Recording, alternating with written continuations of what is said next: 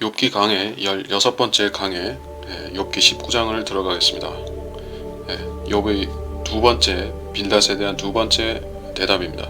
19장 1절부터 그러자 욥이 대답하여 말하기를 너희가 언제까지 내 혼을 귀찮게 하며 말들로 나를 산산히 부수려느냐.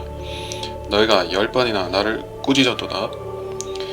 너희가 나를 낯선 자처럼 대하고서도 부끄러워하지 아니하는도다. 과연 내가 잘못했다 해도 내 잘못은 내게 남는 것이고 너희가 참으로 나에 대해 너희 자신을 높이고 내가 비난받아야 된다고 나에게 변론할지라도 하나님이 나를 넘어뜨리시고 그의 그물로 나를 에워싸셨음을 이제 알라. 자, 2절은 특별히 설명할 것은 없습니다. 욥을 산산히 부수려 한다. 욥은 환난 때 고난을 당하는 의인, 이방인 환난 성도나 유대인 환난 성도나 이런 고난을 당하는 사람들을 모델로서 예표하고 있죠. 그래서 귀찮게 한다. 이들은 욥의 그 마음에 있는 문제, 죄, 실수 이런 것들을 전곡을 짚어서 비판하지 못했습니다. 오히려 주변부를 건드리면서 귀찮게 했다. 여기서 그 영어 킹제임스 성경에는 vex라고 되어 있죠. vex, 내 혼을 vex라는 것은 괴롭히다, 고통을 주다 이런 뜻이 있습니다. 이것은 적그리스도가 그 환난 성도들을 괴롭히는 것과 관련해서 쓰일 수 있는 용어이죠. X가 어떤 숫자이냐? 그 짐승의 표와 관련된 숫자인 것입니다. 스핑크스가 있죠. 징크스가 있고 항상 X로 끝나는 경우입니다. 우리말은 귀찮게 하다이지만 아무튼 그렇다는 얘기입니다. 말들로 나를 산산히 부수려느냐. 마치 그들이 창조주 하나님이나 된 것처럼 자기가 만든 작품을 마음에 들지 않으면 부숴버릴 수가 있죠. 근데 그들은 자기들이 심판주의 위치에 있는 것 같이 욥을 비난하고 흔들어 놓고 부수려고 했던 것이다. 이런 말입니다.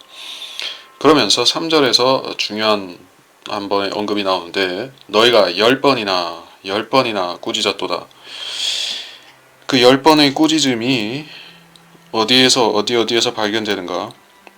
그것은 우리가 욥기 4장 5절 8절 5장 4절 8장 2절 6절 11장 3절 15장 2절 5절 18장 2절 4절 여기서 발견된다. 꾸짖었도다. 욥을 위선자라고 꾸짖었던 것입니다. 위선자요, 불신자 이런 식으로 꾸짖었던 것입니다. 낯선 자처럼 대하였다. 친구로서의 온정을 전혀 남겨놓지 않았습니다. 그들은 그런 욥에게 무자비한 비판을 했음에도 뉘우치거나 부끄러워하는 기색을 보이지 않았다는 것입니다. 여기서 중요한 것은 10번이라는 숫자입니다. 왜 10번인가? 이방인의 숫자가 10입니다. 그건 성경에 많이 언급되기 때문에 열왕이라든지 창세기 10장이라든지 이방인들의 족보, 계보가 나오는 창세기 10장이라든가 그 외에 헤아릴 수 없이 많은데 여기서 10번을 꾸짖었도다. 시기적으로 대환란에 대한 예언이라는 것을 우리가 알 수가 있다는 것입니다. 성경에서 이런 신호가 있으면 우리가 알아차리는 것이요. 4절 내가 잘못했다 해도 잘못은 내게 남는 것이고 잘못했다 해도 내 잘못은 내게 남는 것이고 이것은 하나님께서 아담과 하와가 타락했을 때 보여주신 원칙인 것입니다. 아담의 죄는 아담에게, 뱀의 죄는 뱀에게 하나님께서는 그 죄들을 각 사람이 자기들의 행위에 따라 판단받게 하시는 것입니다. 백보자 심판에는 책들이 계시록 20장에 보면 백보자 심판대 앞에는 책들이 펴져 있고 그들의 선한 행위든 악한 행위든 기록되어 있습니다. 선한 행위에 따라서 의인들은 상을 받고 그 악한 행위에 기록된 것들에 따라서 그 악인들은 불못에서 차등적으로 고통을 당한다는 것입니다. 그래서 가장 낮은 지옥도 있고 더 심한 고통도 있고 덜한 고통도 있는데 어쨌든 지옥은 사람을 위해서 만들어진 것이 아니라 마귀의 천사들을 위해서 만들어진 것이라고 했기 때문에 우리는 지옥에 무조건 가면 안 된다는 것은 알아야 됩니다. 그래서 내 잘못은 내게 남는 것이고 너희가 참으로 나에 대해 너희 자신을 높이고 내가 비난받아야 된다고 나에게 변론할지라도 친구들의 문제는 자신을 높인다는 것이었습니다. 자기 의를 주장하는 것은 결국엔 자기가 남보다 다른 사람보다 더 도덕적으로 영적으로 더 우월하다고 주장하는 것이 자기 의라는 것입니다. 근데 이것은 인간의 기본적인 성품인 것이에요. 죄인이라서 그런 것도 있고 또 사람이 하나님과 닮게 창조되었죠. 하나님의 형상대로 창조되었고 하나님의 성품을 닮게 창조되었습니다. 비록 사람 안에 마귀적인 성품, 죄가 들어와서 마귀적인 성품이 마귀 성격이 형성되었지만은 그럼에도 하나님의 성품이 또 있는 것이요. 자기 의를 주장하는 것은 사람이 자기가 하나님을 닮았다고 자기가 하나님 행세를 하는 것이요. 근데 이게 또 마귀적인 게 되는 것이죠. 그래서 구약시대 자기 의라는 것은 그 사람이 구약시대 어떤 성도가 자기가 하나님같이 똑같이 의롭다, 하나님만치 의롭다라고 주장하는 것이 아니라 하나님께서 내 의를 인정해 주시고 나를 구원해 주실 만큼 내가 의롭다라고 하는 것이요. 결국엔 그 의는 하나님의 의에 미치지 못하는 것입니다. 이게 기본 전제에 깔려 있죠. 그들의 의는 걸레와 같고 결국 하나님의 의에 미치지 못합니다. 그러나 하나님께서 자비와 사랑 때문에 불쌍히 여기서 구원을 해주셨던 것이죠.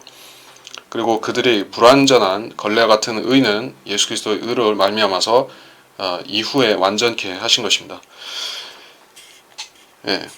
너희가 참으로 내가 비난받아야 한다고 변론할지라도 하나님이 나를 넘어뜨리시고 그 그물로 나를 에워싸셨음을 이제 알라.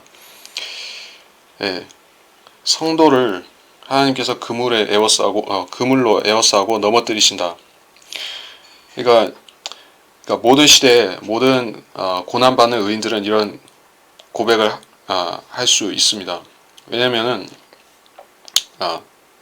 그 사람이 생각하는 하나님께서 의인에게 고난을 주시지만은 결국에 회복시켜 주신다라고 사람들은 생각하죠. 근데 좀처럼 그렇게 안 되는 경우도 있는 것이요.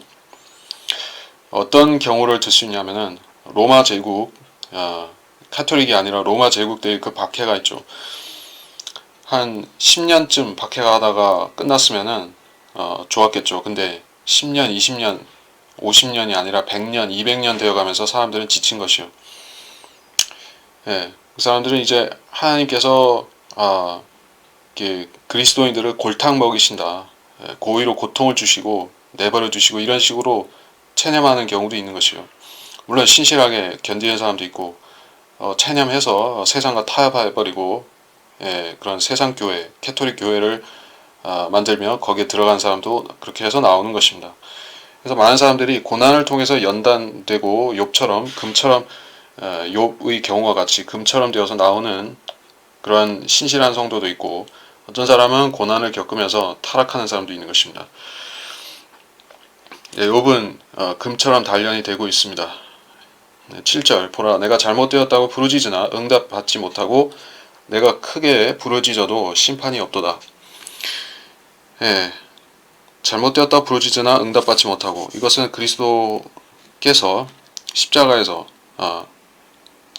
라마 엘리 엘리 라마 사박탄이라고 어찌하여 나를 버리시나이까 라고 주님께서 하나님께 외치셨는데 아버지께 외쳤는데 아버지께서는 그 십자가 그 자리에서 대답하지 않으셨던 것이요. 십자가에 달리셨을 때 주 예수 그리스도께서는 완전히 버림받으신 것입니다. 하나님께 버림받으신 것이요. 그것이 마치 지옥에 있는 죄인들이 처한 그런 고립된 상태와 같다 이렇게 말하는 것입니다. 잘못되었다 부르짖으나 응답받지 못하고 지옥에 간 죄인들 같은 경우에 이것은 부당하다, 잘못되었다, 내가 이렇게 심한 벌을 받을 이유가 없다라고 항변한다 할지라도 누가 그것을 들어주고 또는 위로해주고 또는 선처해주겠다고 약속을 한다든지 이런 것은 전혀 없죠. 고통은 계속 될 뿐입니다. 내가 크게 부르짖어도 심판이 없도다. 재심이 없다는 얘기입니다. 지옥에 갔습니다. 그래서 고통을 받고 어떤 벌을 받고 정해졌고, 그렇게 된 이상에는 더 이상 이 지상에서 재판, 삼심 재판하듯이 항고, 상소 이런 식으로 삼심제가 없다는 것이요. 지옥에 갔으면 거기서 판결은 끝난 것입니다. 사실 죄인들은 이미 이 땅에서 지옥행으로 정죄를 받은 것인데 지옥에 가서 처벌을 확인하는 것 뿐입니다. 지옥에 있는 사람에 대한 그림이다. 이 구절은 그렇게 볼 수가 있습니다. 그것을 예레미야 3장 1절에서 7절 사이에서도 잘 묘사하고 있습니다. 예레미야서 3장 1절에서 7절. 거기 보면 대환란에 처한 사람의 고통을 묘사하고 있는데 지옥과 마치 유사합니다. 실제로 지옥에서 나온 존재들이 그때 있기도 하고 메뚜기들 같은 존재들이 있고 또는 2억의 말탄자 같은 그런 이상한 존재도 나오고, 그래서 그들로 인해서 또 하나님께서 심한 재앙을 내리시죠. 7 나팔과 7 호리병의 재앙들을 내리심으로 인해서 두 증인의 그런 땅을 치고 하는 예언과 함께 엄청난 고통이 따르는 것입니다. 그래서 그때 고통을 받는 사람들은 마치 살아서 지옥을 경험하는 것 같은 고통을 당한다 하는 것입니다. 그가 내 길을 막아 내가 지나갈 수 없고 그가 내 발걸음에 흑암을 두셨도다. 그가 또한 내게서 내 영광을 박탈하셨고 내 머리에서 왕관을 가져가셨도다. 그가 사면에서 나를 치시니 내가 죽는도다. 그는 내 소망을 나무처럼 뽑으셨도다. 자, 이것은 이스라엘의 기름 부음 받은 통치자가 영광을 박탈당한다 하는 장면입니다. 그러니까 이거는 어느 구절을 보면 알 수 있냐면은 1차적으로는 계시록 12장을 보면 알 수가 있는데, 일단 그것을 보고 다시 예레미야서를 보도록 하겠습니다. 계시록 12장 5절로 그녀가 사내 아이를 낳았는데 이 아이는 모든 민족들을 철장으로 다스릴 자라. 그녀의 아이가 하나님과 그의 보좌 앞으로 들려 올라가더라. 철장으로 통치하는 어떤 왕권을 받은 개인이나 어떤 무리를 말하는데 사내 아이라는 그런 표현을 썼는데, 실제적으로 이 사내 아이는 아니죠. 그러니까 아이는 아니라 어떤 사람이나 선지자나 제사장이나 왕 같은 어떤 사람이나 아니면은 14만 4천의 선별된 인침을 받은 그 유대인들을 말할 수가 있는 것이죠. 그래서 피터 라카만 박사님 같은 경우에는 이것을 그 14만 4천의 유대인의 가능성이 하나 있고, 두 번째로는 또 다른 어떤 특정인을 가리킬 수 있다고 보았는데, 그것이 예레미야서의 근거 구절이 나옵니다. 자, 예레미야가 아니라 예레미야 애가 4장 20절입니다. 우리 콧구멍의 호흡인 주의 기름 부음 받은 이가 그들의 구덩이들에 빠졌도다. 우리가 그에 관하여 말하기를 그의 그늘 아래서 우리가 이방 가운데 살리라 하였도다.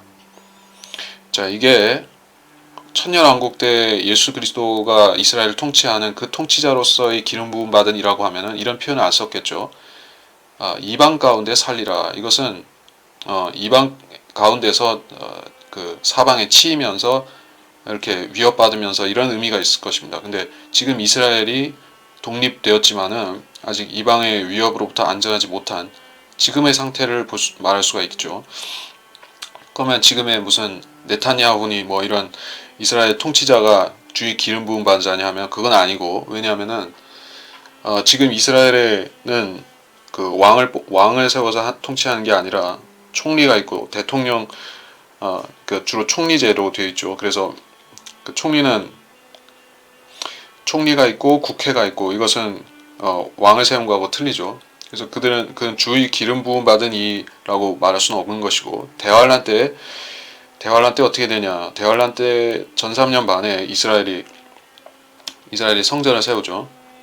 성전을 세웠다는 것은 무엇이냐면은 이스라엘의 왕국이 회복된다 이런 말도 될 수가 있습니다.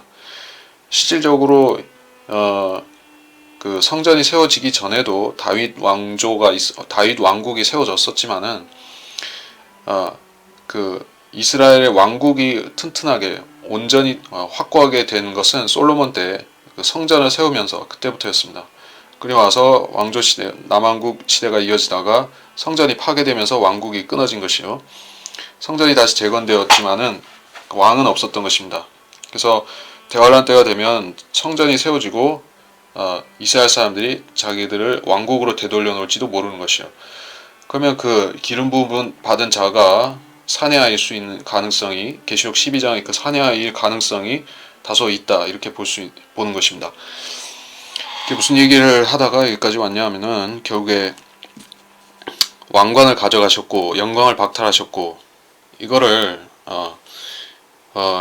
계시록 12장에 그 왕관을 쓴 그 하늘에 있는 그 여인 이스라엘 자체로 본다면은 그것도 가능하고 아니면은 기름 부음 받은 자를 그런 왕 같은 이스라엘의 대환란 때의 왕 같은 존재로 본다면은 그것도 가능하다는 얘기입니다. 어쨌든 이건 대환란과 관련된 구절인 것은 90% 이상 확실한 것이고 10절로 넘어가서 그가 사면에서 나를 치시니 내가 죽는도다. 그는 내 소망을 나무처럼 뽑으셨도다. 사면에서 나를 치시니 그러니까 이스라엘이 대환란 때 사면에서 그 바람으로 묘사된 그런 적그리스도의 공격을 받죠. 바람이 어디에 묘사됐냐면은 그 계시록 7장에 나옵니다. 이 일들 후에 내가 7장 1절 이 일들 후에 내가 보니 내 천사가 땅의 내보퉁이에 서서 땅의 사방에서 부는 바람을 붙잡아 그 바람이 땅이나 바다나 어떤 나무에도 불지 못하게 하더라. 이건 단순한 어떤 사이클론 같은 그런 어떤 단순한 바람을 말하는 것이 아니라 세계 권세, 권력, 군대 뭐 이런 걸 말하는 것이에요. 바람. 적그리스도가 쳐들어오는 것하고는 좀 다른 의미에서 쓰일 수가 있습니다. 어떤 의미냐면은 계시록이 아니라 에스겔 38장에 나오는 곡의 침공, 러시아 침공하는 그 장면이 나오죠. 뭐 그거에 대해 해석이 좀 갈리는 부분이 있지만은 어쨌든 대환란 때 3차 대전이 전 3년 반 중에 있을 것이기 때문에 그러한 엄청난 재앙이 오기 전에 14만 4천을 하나님께서 봉인하시고 세우신다 하는 의미가 될 수 있습니다. 14만 4천 명은 전 3년 반 앞부분의 어떤 기간에 세워질 것이요. 그래서 후 3년 반에 좀 활동하다가 그들은 올라간다 이렇게 말할 수가 있습니다. 자, 그래서 사면에서 나를 치시니 내가 죽는도다. 사망이 그때 청황색 그 말이 나타나면서 수많은 사람들이 기근과 질병으로 죽어갑니다. 계시록 6장에 잘 나오죠. 지금 읽을 필요 없겠습니다. 그는 내게 대하여 그의 진노의 불을 붙이시고 나를 그의 원수 중의 하나로 여기시는도다. 진노의 불을 붙이시고 이 불은 실제적인 유황불을 말할 수가 있습니다. 불목과 지옥을 태우는 그 유황불을 말하는 것이요. 원수 중의 하나로 여기신도다. 하나님의 원수는 사탄이죠.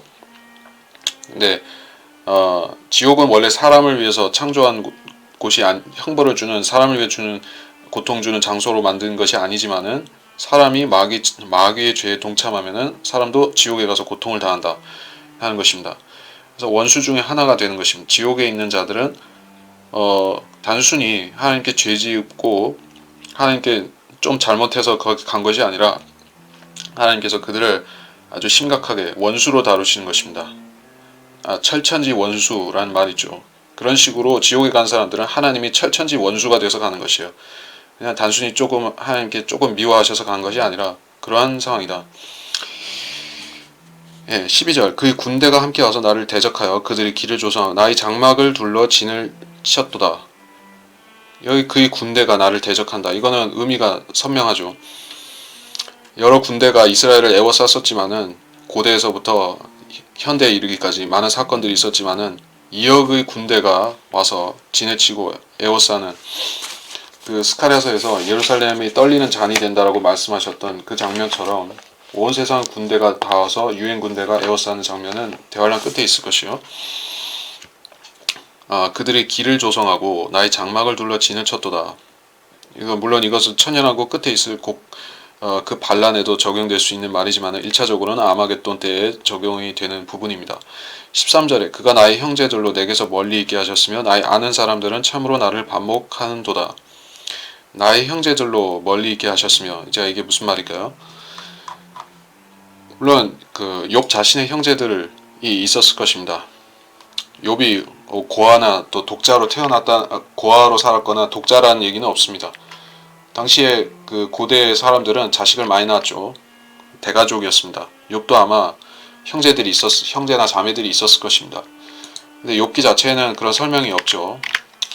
욥기에서는 욥 혼자만 조명하고 있습니다. 예, 자기가 그래서 욥은 실질적으로 형제 자매가 있었다 할지라도 마치 예수 그리스도께서 십자가에서 버림받았던 것 같이 온전히 홀로 남아있는 그러한 상황으로 묘사됩니다. 그래서 욥은 여기 보니까 형제도 있고 친척도 있고 친구도 있었습니다. 친구야 물론 여기 나오는데 친척들도 있었습니다. 그래서 욥을 도와줄 사람이 전혀 없었던 것이 아니라 그들이 욥을 버리고 간 것이에요. 그래서 혼자 된 것입니다. 그래서 이거를 예언적인 의미로서 적용하자면 이 13절부터가 어떤 의미가 될 것인가? 예수 그리스도 자신에 적용되겠죠. 1차적으로. 2차적으로는 대환란 때 이스라엘의 그런 불쌍한 처지를 말할 수 있겠죠. 이스라엘의 그런 그 친척이나 형제뻘에 해당하는 족속들이 바로 그 주변에 있는 에돔이니 암몬, 모압 이런 자들이죠. 전부 아브라함의 반개 족속, 그 친척벌 되는 반개 족속이 바로 이 에돔, 암몬, 모압 이런 자들인 것이요. 사실 그 우두머리들 가운데 어떤 자들이 도와준다라고 성경에 나옵니다만은 우두머리. 자, 어떤 우두머리들인가? 다니엘 11장 41절을 보면 나옵니다. 그는 또한 영광스러운 땅에 들어갈 것이요 많은 나라들이 무너질 것이라. 그러나 이들 곧 에돔과 모압 그리고 암몬 자손의 우두머리는 그의 손에서 피하리라. 자, 이 세 족속은 이스라엘을 도와줄 수 있고 도와줄 만한, 자, 이스라엘의 고난을 그 야곱의 고난일 때 그들을 도와주는 그런 주변의 족속들이 있는데, 그들은 좀 전에 보았듯이 다니엘서 나오는 그 주변 모압과 암몬과 에돔인 것이에요. 그들 가운데 어떤 이들은 소수가 이스라엘을 도와주고 그들은 천년왕국에 들어가지만 어떤 자들은 전혀 도와주지 않고 멸망하는 것입니다. 그런 그 이스라엘을 그때 많이 박해하는 족속 중에 하나가 에서인 것이에요. 에돔 족속인 것입니다. 우리가 지금은 그 땅을 그 요르단이라고 부르는데, 이 요르단이라는 것은 사실상 그 로마 시대나 이때는 없었던 지명입니다. 그러니까 단순히 그것은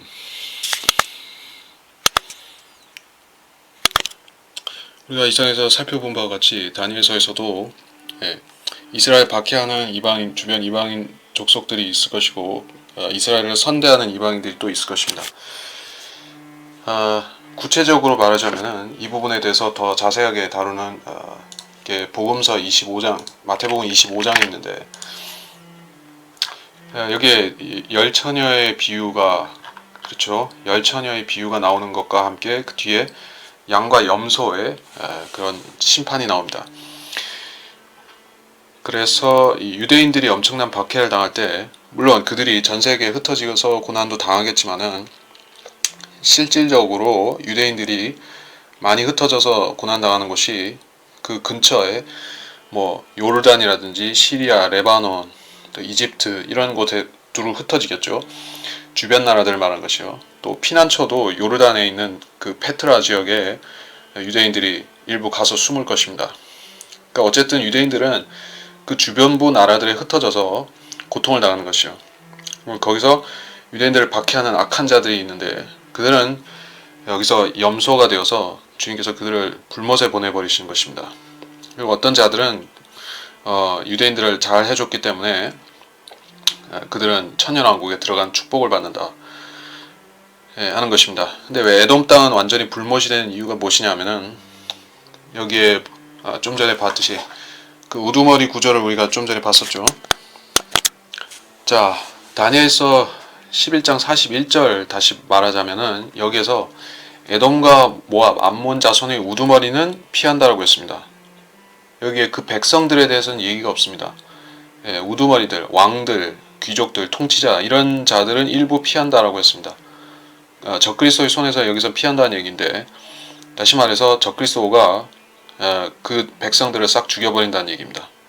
예, 주님께서 오시면은 거기에 남은 자들이 얼마나 있을지는 모르지만은 주님께서는 결국에 그 땅을 불을 놔서 완전히 태워버리시고 거기가 살아있는 불못이 되는 것입니다. 이 땅에 있는 불못이 되는 것이요. 그 주축을 이루는 땅이 에돔이고 모압과 암몬 거기까지 일부 포함될 수도 있겠죠. 근데 에돔 땅이 기본적으로 불못이 된다.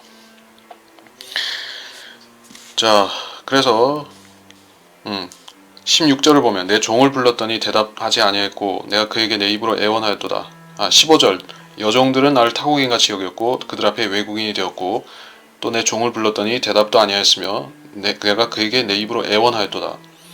이 대환란 때에 딱한 처지가 된 이스라엘이라고 볼 수가 있겠죠. 지금은 어떤 처지냐 하면은 이스라엘 안에 두 민족이 있죠. 필리스티아가 아니라 팔레스타인이라는 자기들의 자치주 비슷하게 나라를 세운 그 팔레스타인인들이 있는데, 그들은 이스라엘의 나라를 미워하고 유대인들을 반대하고 테러하고 이런 짓을 하지만은 실질적으로 그 팔레스타인 사람들이 먹고 사는 것도 이스라엘의 경제 때문에 먹고 산다고 볼 수가 있습니다. 그래서 그 자원도 다 이스라엘에서 나오고 생필품, 생필품, 기타 또 식량까지도 다 의존하고 있는 것이에요. 그러다 보니까 그 이스라엘 사람들이 자연히 그 팔레스타인 사람들을 종으로 이렇게 부리게 되는 것이에요. 노동자로 부린다는 뜻이죠. 그래서 마치 그 팔레스타인 사람들은 자기들이 이스라엘이 그 히브리인들이 이집트에서 400년 동안 노예 생활을 했던 그 비슷한 처지라고 스스로 생각하는 것이요. 근데 하나님께서는 아이러니하게도 계시록에 보면 예루살렘이 소돔과 같고 이집트와 같이 된다라고 하셨죠. 실제적으로 그때가 되면은 이스라엘 사람들이 지금은 팔레스타인 사람을 종으로 부리지만은 대환란 때가 되면 마치 이집트에서 그랬던 것 같이 상황이 뒤집혀서 그 함족 출신들, 즉 팔레스타인의 그 함족 출신 그 아랍인들이 이스라엘 사람들을 노예로 부리는 것이요. 마치 이집트에서 그 못된 파라오가 이스라엘 사람들을 괴롭히고 했던 것과 똑같이 되는 것입니다. 그래서 종들이 나를 이렇게 만든다. 여종들이 이거는 함족 속인 그 이집트인이나 팔레스타인 사람들이 이스라엘을 모욕하고 괴롭히는 것을 말하는 것이요. 지금의 상황은 안 그런데 앞으로 대환란 특히 후 3년 반이 되면 이런 처지가 역전이 되어서 이스라엘 사람들이 함족의 노예가 됩니다. 예. 17절 내가 내 친자식들을 위하여 애원하였지만 내 호흡이 내 아내에게 낯설도다. 친자식들을 위해 애원하였지만 이게 무슨 말일까요? 자세히 살펴보도록 하겠습니다. 내 아내에게 낯설도다. 이 아내는 물론 욥을 버리고 간 하나님을 저주하고 죽으라고 그 악담을 한 뒤에 떠난 그 아내를 말하겠지만은 이것도 하나의 예표 같은 것을 예표로서 적용할 수 있다면은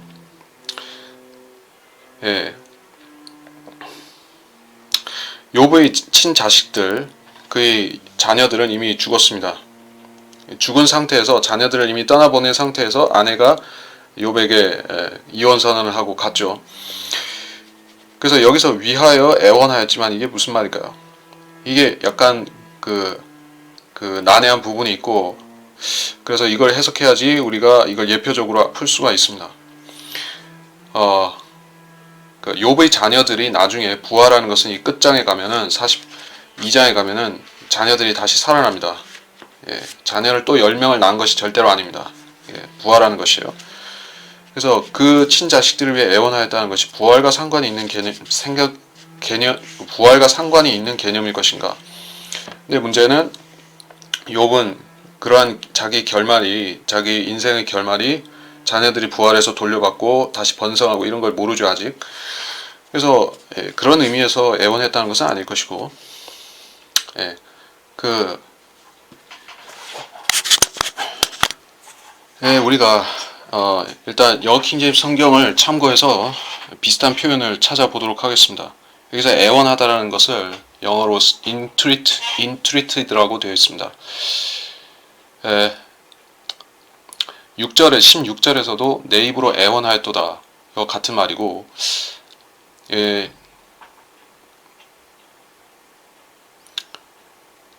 내가 전심으로 주의 은총을 간구하였으니 시편 119편 58절에서도 간구하다라는 표현을 썼고, 시편 45편 12절에서는 투로의 딸이 예물을 가지고 올 것이며 백성 가운데 부한 자들도 너희 호의를 간절히 구하리라.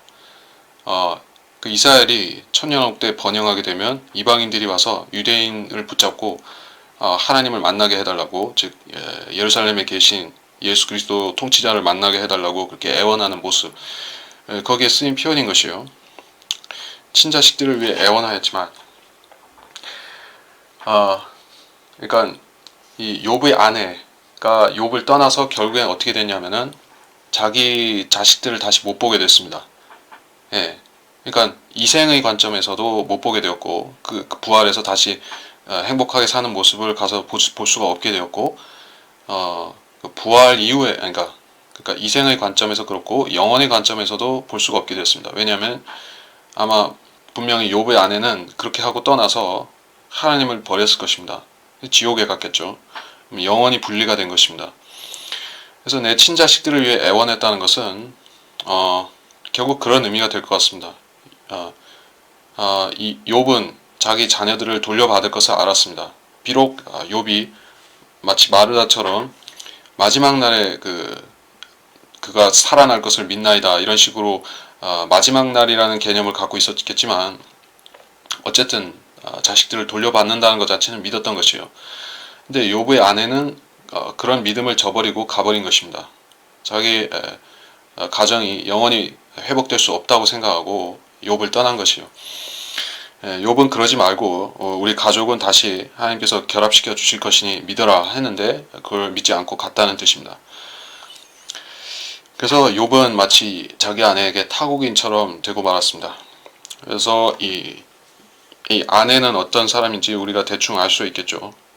대환란 때 유대인들이 많은 고난을 당하고 박해를 받고 하지만은 유대인들 전부 다 신실하게 약속을 이렇게 주님께서 재림하는 소망을 붙잡고 신실하게 믿는 것은 전혀 아닙니다. 어떤 유대인들은 믿고 어떤 유대인들은 안 믿고 더 사악해지는 유대인들도 분명히 있는 것이요. 여기서 말하는 것은 그런 어떤 유대인이냐면은 롯의 아내 같은 그 이집트 여인 그 아내와 같은 세상적이고 육신적이고 그런 유대인을 말하는 것이요. 물론 대환란 때 지옥에 가는 짐승의 표를 받고 멸망하고 지옥에 가는 사람들도 다 비슷한 부류이지만은 특별히 여기서는 그런 유대인들을 말하겠죠. 18절 실로 어린아이들도 나를 멸시하였고 내가 일어서니 그들이 나를 대적하여 말하였도다. 어린아이들도 나를 멸시하였고, 어린아이는 문자적인 시제적인 어린아이를 가리킬 수도 있고, 성경에서는 그 어린아이를 부정적인 의미로 사용할 경우가 왕왕 있습니다. 자, 어린아이가 부정적으로 사용되는 경우가 어떤 구절들이 있는가? 이사야서 3장 4절, 3장 5절을 보면 이렇습니다. 또 내가 아이들로 그들의 통치자들이 되게 하고 아기들로 그들을 다스리게 하리라. 백성들은 모두가 서로 그 이웃에 의해 압제당할 것이며 아이는 노인에게 천한 자는 존귀한 자에게 대적하여 교만하게 행동할 것이라. 이사야서 3장 12절에 또 이렇습니다. 내 백성으로 말한다면 아이들이 압제자가 되며 여자들이 그들을 지배하는도다. 오 내 백성아 너를 인도하는 그들이 너로 탈선하게 하여 너희 진로를 멸망시키는도다. 여기서 부정적입니다. 어떤 뜻에서 부정적이냐 하면은 대환란 때가 되면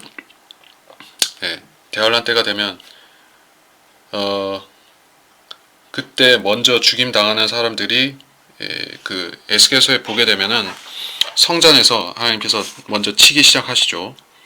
그래서 먼저 죽임당하는 부류가 그 우상 숭배를 하는 그런 은밀하게 죄를 짓던 그 성전에서 죽임당하는 자들이 바로 제사장 이런 백성의 장로들 이런 자들이 먼저 죽임을 당하죠. 그 장면에 대해서 잠깐 보자면은 자 늙은이부터 죽임당하고 그 다음에 젊은이 어린아이 이렇게 죽임당합니다. 에스겔서 9장 6절에 보면 늙은이나 젊은이나 처녀나 어린아이나 여자를 전부 죽이되 표가 있는 사람에게는 접근하지 말며 또 내 성소에서 시작할지니라 하시니 그들이 성전 앞에 있는 늙은 사람부터 시작하더라.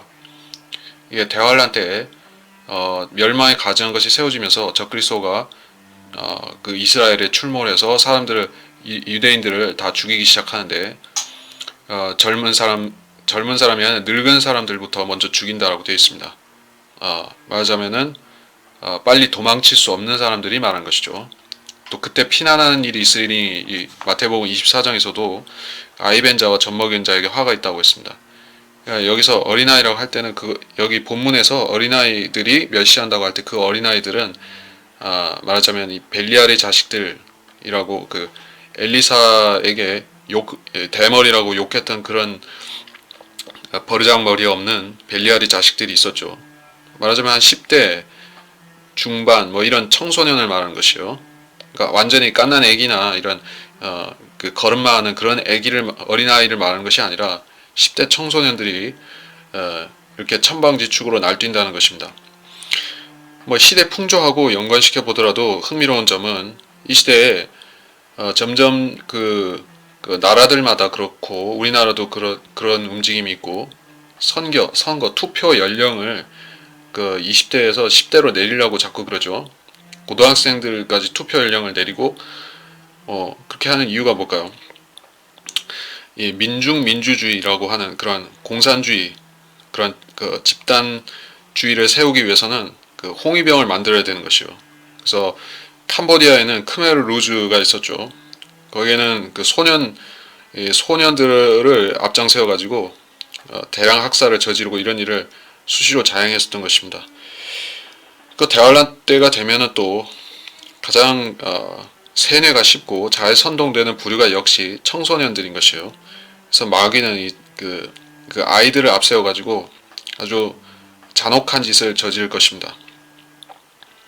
이 아프리카에 가면은 소년 그런 그 반군들의 소년 병사들을 양성을 시킵니다. 그래서 그들에게 마약 성분을 음식에 마약 성분을 넣어서 먹여서 또 직접적으로 마약을 투여하든지 해서 아주 겁없이 싸우게 만드는 것이에요.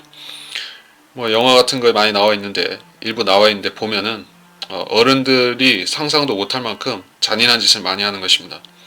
아이들을 세뇌시키면은 그래서 이 잔인한 짓을 시키는 것이 바로 대환란 때다. 그래서 아이들이 통치하고 아이들이 마음대로 행하는 것이 대환란 때다 하는 의미가 있습니다.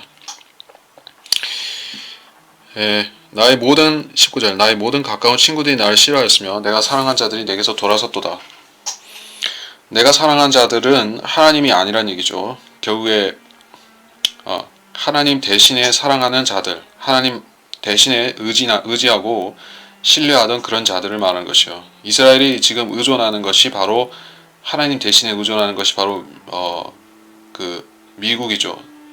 미국이나 다른 뭐 지금 미국에는 달리 따로 없지만은 그래서 실질적으로 이스라엘이 하나님을 의존해서 하나님 말씀에 의존해서 자기 나라를 세우려고 하면은 그 하나님께서 지켜주실 텐데 그렇게 하지 않기 때문에 계속해서 주변 나라들이 또 테러의 위협을 받고 있는 것입니다.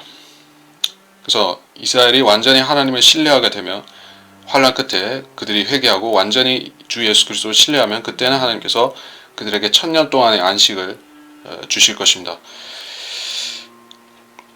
20절 내 뼈가 내 가죽과 살에 붙었으면 나에게는 겨우 이 꺼풀 뿐이로다. 예수 그리스도의 십자가 고난을 예표하는 장면이기도 하고 또 대환란 때의 기근을 예표하는 장면이기도 합니다. 그 기근이 심각해서 사람을 잡아 먹어야 되는 그런 기근이 옵니다. 그러면 살이 뼈가 가죽과 살에 붙고 이렇게 되는 것이 우리가 유니세프 그런 영상이나 사진에 보면 나오죠. 아기들이 머리만 이렇게 덩그라니 있고 그 갈비뼈가 앙상하고 마치 그 만화 캐릭터 같이 그렇게 되어 있죠. 사람이 아닌 것 같이 이게 기근의 모습을 말하는 것입니다. 21절 오 내 친구들아 너희는 나를 불쌍히 여기라 너희는 나를 불쌍히 여기라 이는 하나님이 손이 나를 치셨습니다.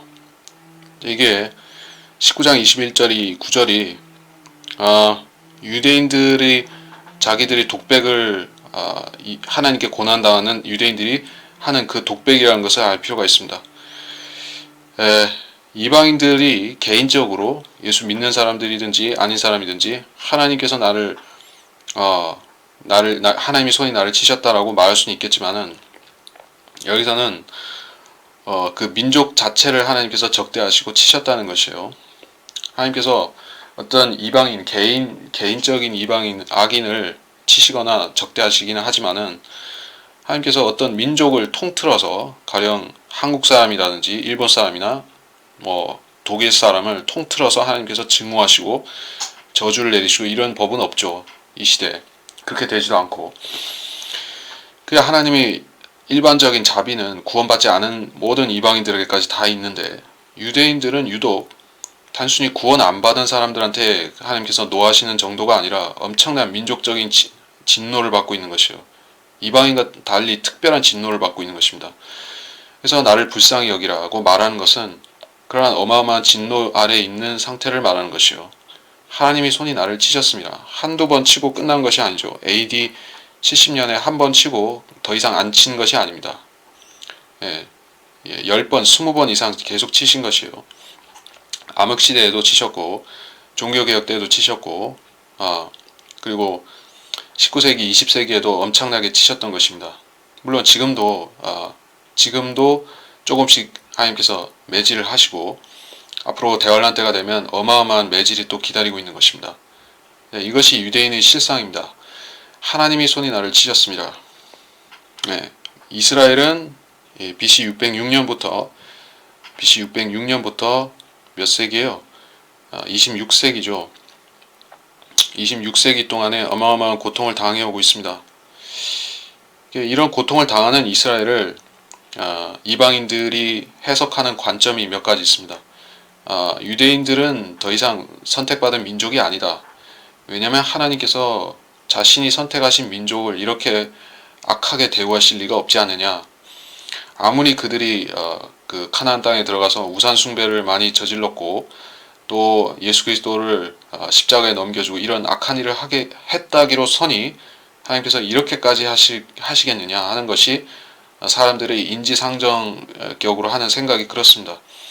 유대인들 자신도 그렇게 물론 그들이 예수님을 박해해서 그렇게 됐다는 생각은 안 하지만 그들도 자기들이 뭔가 잘못했기 때문에 하나님께서 이렇게 하셨다는 것은 아는데 너무 심하니까 그 사람들은 유대인들 자체도 하나님이 뭔가 잘못하신 건가 이런 생각을 하는 것이요. 우리가 이렇게 잘못한 것이 없는데 하나님께서 왜 이렇게 하셨을까? 의문을 품다는 얘기입니다. 그래서 인간적으로 생각하다 보니까 유대인들도 우리가 뭘 심각하게 잘못해서 그랬다기보다는 하나님께서 우리를 하나의 메시아 민족 그런 세상을 구원하는 메시아 민족으로 삼으시려고 이렇게 연단을 하신다는 식으로 긍정적으로 해석해 버리는 것입니다. 긍정적 사고방식을 해버리는 것이요. 그러니까 결국에는 자기 민족이 잘났다는 결론으로 도달할 수밖에 없다는 것입니다. 징계를 받고 하나님께서 그들을 심판하고 계시다는 사실을 인정하는 것이 아니라 유대인들이 오히려 우리 민족이 특별하고 아주 하나님께 보시기에 위대한 민족이라서 우리 이렇게 고난을 주신다라고 그렇게 해석하는 것이에요.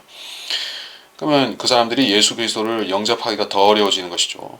왜냐하면 자기들 민족이 우수해서 고난을 받는다고 생각하니까 예수 믿을 필요가 없습니다. 그것이 현재 이스라엘이 처한 영적인 상태가 그렇습니다. 근데 여기서는 대환란 때 그 교만했던 지금 유대인들이 이스라엘 사람들이 그때가 되면은 엄청난 고난을 당하면서 비로소 자기들의 잘못을 시인하기 시작하는 모습입니다. 22절 어찌해 너희가 하나님처럼 나를 박해하느냐 너희가 아직도 내 몸으로 만족하지 아니하느냐. 이스라엘의 고난을 역시 말하는 것입니다. 23절 오 내 말들이 지금 기록된다면 오 내 말들이 책에 쓰여진다면 욥의 기도가 실제로 응답된 부분 중에 하나가 이것입니다. 욥기 자체가 바로 그 기록이죠. 그리고 성경 자체도 이 응답이 된 것이라 볼 수 있습니다. 욥 당시에 어떤 성경도 창세기에서부터 어떤 성경도 아직 주어지지 않았었죠. 욥의 당시에는 그렇기 때문에 욥의 기도는 응답된 것이다. 단순히 욥의 말들이 기록된 정도가 아니라 욥이 성경에서 하나의 그리스도의 모델이 되었죠. 환난 성도의 모델이 되었습니다.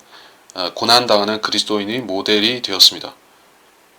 그래서 우리한테는 욥기가 어떤 죽어있는 역사책이 아니게 된 것이요. 예언이라는 것은 아직 이루어지지 않은 것이니까 우리가 교리적으로 계속 연구하고 살펴야 되는 책이 된 것입니다. 욥기는 불멸의 책이 된 것이요. 욥의 기도대로 내 말들이 철필과 납으로 바위에 영원히 새겨진다면 철필과 납으로 이것은 끌로 글씨를 이 바위에 새기는 것을 말하는데 하나님께서 십계명 돌판을 새겨서 모세에게 주실 적에 손가락으로 쓰셨다고 했죠. 그리고 이스라엘 사람들은 그 바위를 세우고 그 바위 요단강을 건널 때 그 바위를 세우고 언약의 표시로 삼고 돌을 세우는 것을 많이 했습니다. 그래서 욥의 말들은 비석같이 새겨졌으면 좋겠다라고 자기가 말하고 있습니다. 그러니까 바위라는 것은 항구적이죠. 영원히 가는 것은 아니지만 나무나 그런 해나 달같이 거의 반영구적인 존재로 화강암에 글씨를 새겨놓으면은 오래 가지 않습니까? 그래서 지금도 우리가 BC 1000년, 2000년 전에 비석에 새겨졌던 그런 글씨들을 지금도 우리가 볼 수가 있습니다. 함무라비 법전, 그것도 돌에다가 새긴 것인데 그게 세월이 나무보다 오래됐지만은 우리가 볼 수가 있습니다. 자, 그런 얘기고 25절 이는 나의 구속주가 살아계시고 훗날 그가 땅에 서실 것을 내가 알미라. 구속주가 살아계시고 구속주는 물론 하나님 자신을 말하는 것인데 근데 욥은 더 특별한 향상된 계시를 갖고 있는 것 같습니다. 그가 땅에 서실 것임을 내가 알미라라고 말했습니다. 이것은 창세기에 여인의 씨가 뱀의 씨를 그 머리를 부수는 그 예언과 관련된 사항입니다. 이것은 구전으로 이미 있었던 예언이죠. 창세기를 기록했을 때 모세가 그 뱀의 씨와 여인의 씨에 대해서 여자의 씨에 대해서 말했을 때 그것은 이미 홍수 이전부터 사람들이 익히 알고 있던 것을 성경에 쓴 것이에요. 사람들은 그게 워낙 유명한 말씀이고 예언이기 때문에 알고 있었을 것입니다. 여자의 씨가 무엇인가? 여자는 씨가 없으니까 결국에 하나님이 인간으로 나타나셔서 이 사탄을 무찌른다는 얘기인데 그런 것은 다 알고 있었습니다. 그러니까 그런 메시아가 나타나시고 육신으로 하나님이 오신다. 이것이 고대 세계에는 사람들이 알고 있는 상식이었는데 그래서 그리스 신화, 이집트 신화, 바빌론 신화 많은 신화들에는 그런 인간의 몸으로 나타나는 그런 신이 자주 등장하는 것입니다. 아주 자주 등장하죠. 물론 그것들을 전부 마귀적 육신적으로 변질시켜서 신들의 그런 연애담이나 그런 신들의 음행하고 다니는 이야기로 바꿔놨지만은 결국에 하나님께서 성경에 약속하신 대로 일찍이 아담에게 약속하셨던 대로 그렇게 베들레헴으로 오시니까 그때 사람들은 이 하나님의 약속이 성경의 모세를 통해서 알려주신 책으로 기록하신 약속이 어떤 신화나 전설 같은 것이 아니라 실제로 하나님께서 이루시는 예언이었다는 것을 우리는 알고 있는 것입니다. 욥은 그 사실을 개인적으로 하나님께서 알려주셔서 알았든지 어떤 조상들로부터 홍수 직후의 그런 조상들로부터 이야기를 들어서 알았든지 그는 그걸 정보를 들었고 그래서 자기가 들은 걸 믿었던 것입니다. 자 26절 내 피부의 벌레들이 이 몸을 멸한 뒤에라도 내가 내 몸을 입고 하나님을 보리라. 내가 내 몸을 입고 하나님을 보리라. 이건 빌립보서 2장 9절 11절을 빌립보서 2장 9절에서 11절을 보면 알 수가 있습니다. 빌립보서 2장 9절 이로 인하여 하나님께서는 그를 지극히 높이시고 모든 이름 위에 있는 한 이름을 그에게 주사 하늘에 있는 것이나 땅 위에 있는 것이나 땅 아래에 있는 것이나 모든 무릎을 예수 이름에 꿇게 하시고 모든 혀가 예수 그리스도를 주라 하시나여 하나님 아버지께 영광을 돌리게 하셨느니라. 이제 얘가 무슨 말인가요? 내 몸을 입고 하나님을 보리라. 예수 그리스도가 인간의 육신을 입고 사람의 모양으로 사람들 앞에 나타나지 않으셨으면은 우리가 육신을 가지고 하나님을 보는 일이 없었겠죠. 그러니까 2000년 전에 주님 초림 당시에 사람들은 실제로 육신의 눈을 가지고 즉 하늘에 올라가서 그 성자 하나님을 본 것이 아니라 이 땅에서 자신의 육신의 눈으로 하나님을 본 것이요. 놀라운 경험을 한 것입니다. 근데 여기서 욥은 물론 초림 때 살았던 사람이 아니니까 앞으로 그를 볼 것이라고 말하죠. 언제 그가 하나님을 육신으로 나타나신 하나님을 보게 될 것입니까?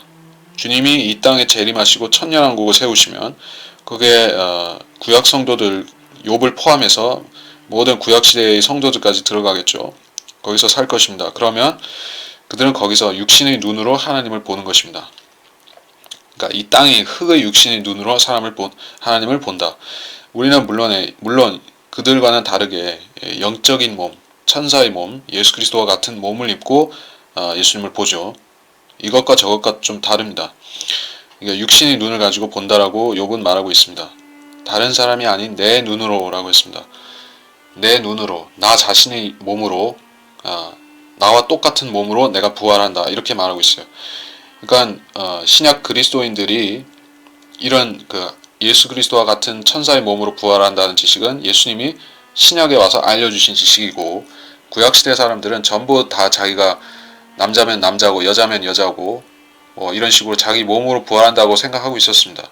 사실 그거를 하나님께서 틀렸다고 이렇게 부정하신 것은 신약 그리스도인들한테 적용되는 말씀을 하실 때 시집가거나 장가가지 않는다라고 하실 때 거기서 우리한테 대해서 말씀하신 것입니다. 유대인들한테는 여전히 구약시대 사람들은 자신의 몸으로 타고난 몸으로 부활하는 것이 계속 유효한 사실입니다. 여기에 27절이 그걸 분명히 말씀하고 있는 것이다. 육체의 부활을 믿되 그 육체의 부활은 우리가 예수님의 몸을 입는 그것과는 조금 차이가 있는 것이다 하는 얘기입니다. 28절 너희는 문제의 뿌리가 내게 있는 것을 아는데 어찌하여 우리가 그를 박해하느냐 하고 말해하리라. 너희는 칼을 무서워할지니라. 진노가 칼의 형벌을 가져오나니 이는 너희로 심판이 있는 줄 알게 하려 하니라. 문제의 뿌리가 내게 있는 것을 아는데 그러니까 자기 눈에 있는 들보를 보고 남의 눈에 있는 그런 티끌을 찾지 말라는 그 말씀과 일치하는 문맥인데 문제의 뿌리가 무엇입니까? 문제의 뿌리는 결국에 죄인 것이에요. 사람 안에 있는 죄가 결국 모든 문제의 단초며 시작이 되었던 것입니다. 욥이 죄인이 아니었더라면 그는 처음부터 이런 고난을 겪을 필요가 없었겠죠. 죄를 짓지 않았다면 고난이 없었을 것입니다.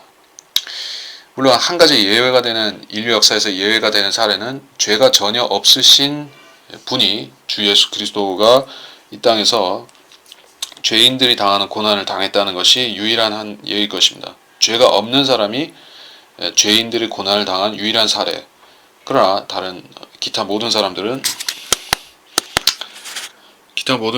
자기 죄 때문에 고난을 당하는 것이다. 그렇습니다. 여기서 칼을 무서워하라. 칼의 형벌 이렇게 말한 것은 결국 예수님께서 재림하실 때 입에서 나오는 그 칼을 말하는 것입니다. 그 칼은 심판의 칼이고 죽이는 칼이고 소멸시키는 불의 칼입니다. 그래서 여기서 말씀하시는 심판은 아마겟돈의 심판 1차적으로 그것과 관련이 됩니다. 그래서 이 19장을 마쳤습니다. 더 설명할 것은 남지 않았고 20장부터 다음 시간 보겠습니다.